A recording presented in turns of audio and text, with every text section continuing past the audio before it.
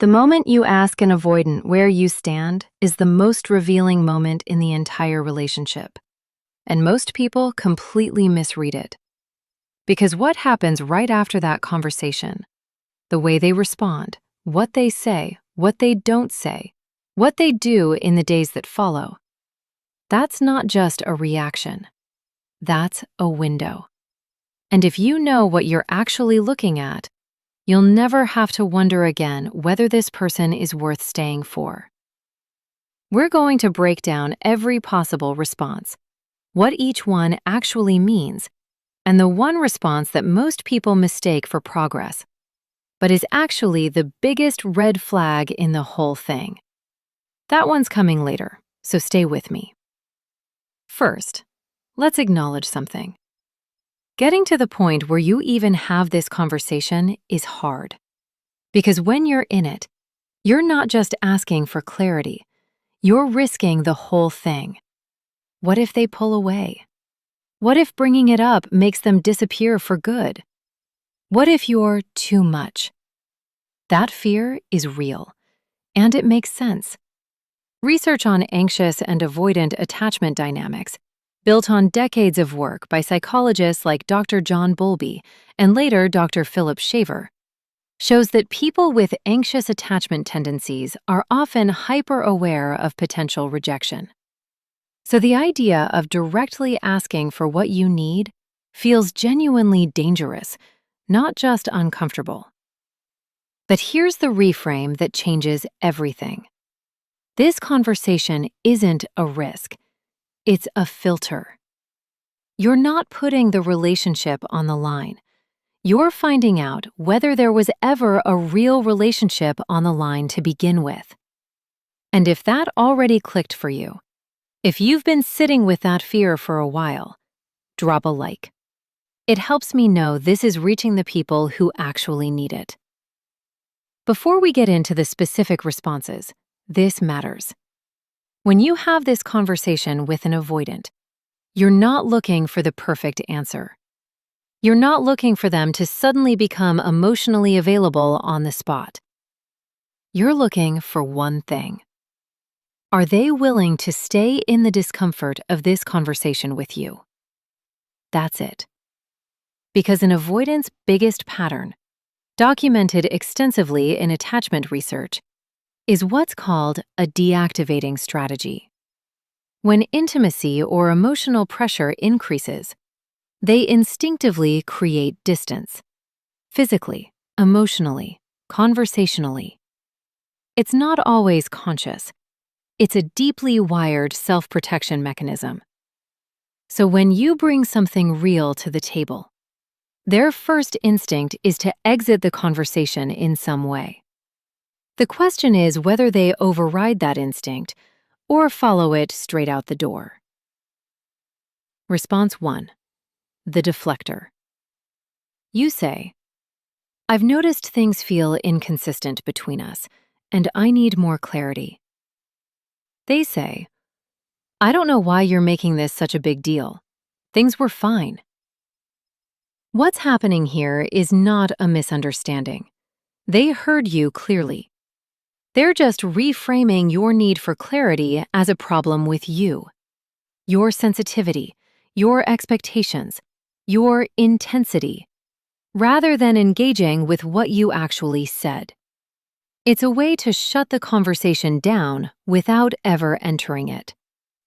When you confront an avoidant and they deflect, a self-aware person would sit with the discomfort and try to respond. But if they immediately make your need the problem, that's your sign.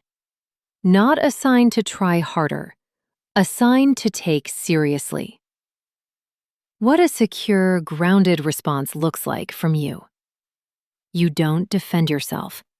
You don't argue about whether it's a big deal. You just say calmly, "I'm not making it a big deal. I'm just being honest about what I need." And then you go quiet. Watch what they do with that. Response 2. The Vanisher. You have the conversation. It goes okay. Maybe a short, "I hear you," or "okay," and then they go significantly quieter than before. The texts slow down, the energy drops.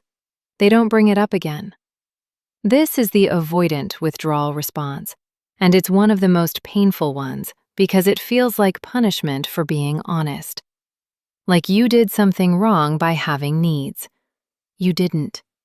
What's happening is their nervous system responded to emotional directness as a threat and triggered distance as a coping mechanism. That's a them thing, not a you thing. Here's what matters, though, and this is important. Don't chase the silence. Don't send the "Are you okay?" text. Don't apologize for the conversation. Let the silence sit and watch what they do with it over the following 2 to 3 weeks. Because an avoidant who genuinely wants to be there will come back and show some change in behavior. Not words, behavior. Consistent, small, reliable effort. If the silence just continues, or they come back exactly the same as before, the conversation told you something. Believe it. Response 3. The one most people mistake for progress. Here it is, the one I told you about at the start. You have the conversation, and suddenly, they're warmer than they've been in weeks, more present, more affectionate, texting first, making plans. It feels like something shifted, like they finally heard you.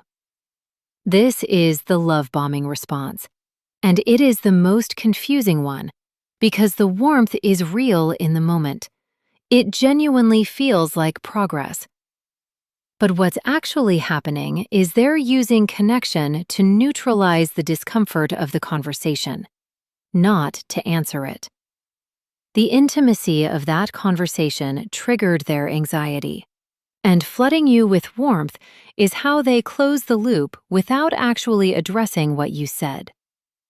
A week or 2 later, the pattern quietly returns to exactly what it was. If this is already making you think of a specific situation, I'd genuinely love to hear about it in the comments. What happened when you finally asked for clarity and they suddenly became the person you always wanted them to be? And how long did it last? Share it below, because other people watching this need to hear that they're not alone in this experience. When you do this, when you receive warmth without resolution, a grounded response looks like this. Enjoy the warmth, don't punish it. That after a few days, gently come back.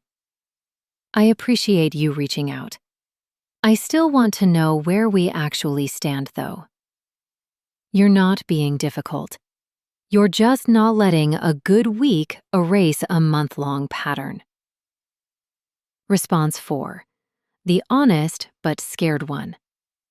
They say, I do like you. I just don't know what I want right now. Or, you're right. I know I've been inconsistent. This is the most workable response, and it's worth recognizing. They're not deflecting. They're not disappearing. They're admitting something real, even if they can't fully commit to change yet.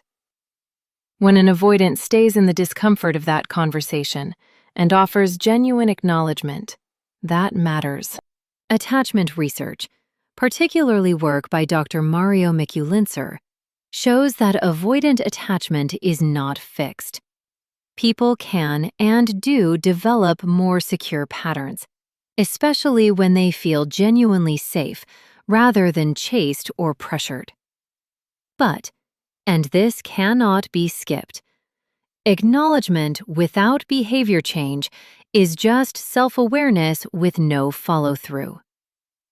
What you're watching for in the weeks after this response is whether something actually shifts. Small things. Do they initiate more? Do they follow through on plans? Do they bring up the conversation themselves? If yes, there's something real here. If the words were honest, but the pattern stays the same, that's also information. painful but useful. Response 5. The blame shift. I pull back because you come on too strong. Or, this kind of pressure is exactly why I struggle to open up. This one requires you to do something hard. Stay honest with yourself. Ask genuinely, is there any truth in this? Have you been anxious or overwhelming or bringing it up repeatedly in emotional moments? If the honest answer is no, if you've been patient and clear and this is the first real conversation you've had about it, then what you're looking at is a deflection dressed up as self-awareness. Your need for basic consistency is not pressure. It's a fundamental human need in a relationship. A secure response. I hear that, but asking for consistency isn't pressure. It's a basic need. If they continue to frame your needs as the reason for their unavailability, that's not a communication problem. That's a compatibility problem. Every single one of these responses, the deflection, the silence, the sudden warmth, the honest fear, the blame shift, tells you something specific about where this person is right now. Not where they could be, not who they are deep down, where they are right now, and whether that's somewhere you can actually build something. You are not a project manager for someone else's emotional growth. You're a person who deserves to be met. And this one conversation, how they handle it, shows you more about whether that's possible than months of almost relationship ever could. If this gave you clarity on something you've been sitting with, send it to someone who's still trying to decode a relationship that's been confusing them for way too long. It might be exactly what they need to hear right now. If you found value in this video, don't forget to like and subscribe.